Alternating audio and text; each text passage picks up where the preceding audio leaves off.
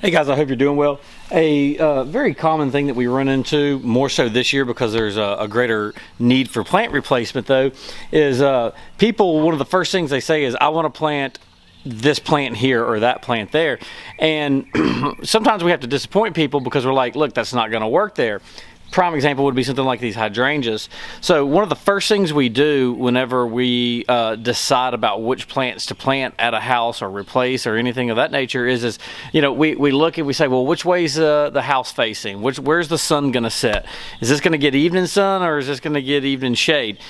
Prime example would be something like hydrangeas. Hydrangeas can handle some morning time sun. Sun comes up on this house, comes up right over here. They're going to get plenty of morning time sun, but then it's going to set on the back side of the house, right? So it's going to provide lots of afternoon shade. Hydrangeas will bake if they get afternoon sun. Azaleas is another one.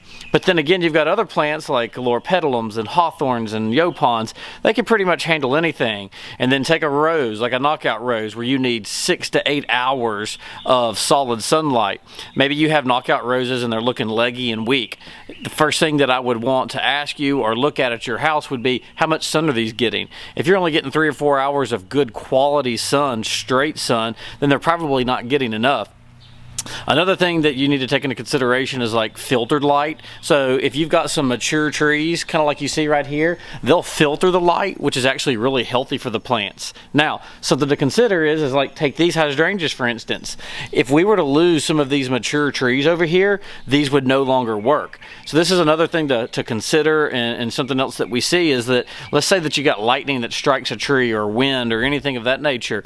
If you lose a mature tree that's providing a lot of shade, you need to be prepared for and watching out and understand that you might lose some of your landscaping. It might be that that tree's canopy was providing enough sunlight or enough filtered sun or enough protection to let some plants do better, and now all of a sudden they're not going to do well. And it's not that anything changed, it's all got to do with the amount of sunlight that they may or may not be getting. So hope that helps. It needs to be a part of your planning process. It also needs to be a part of your diagnosis process, if you will. Maybe you're having some problems, maybe things don't look as good as they should, and these are just some of the questions that you need to ask yourself and things you need to consider. So if you got any questions, need any tips, need any pointers, just let us know. We look forward to helping you. Y'all have a good day.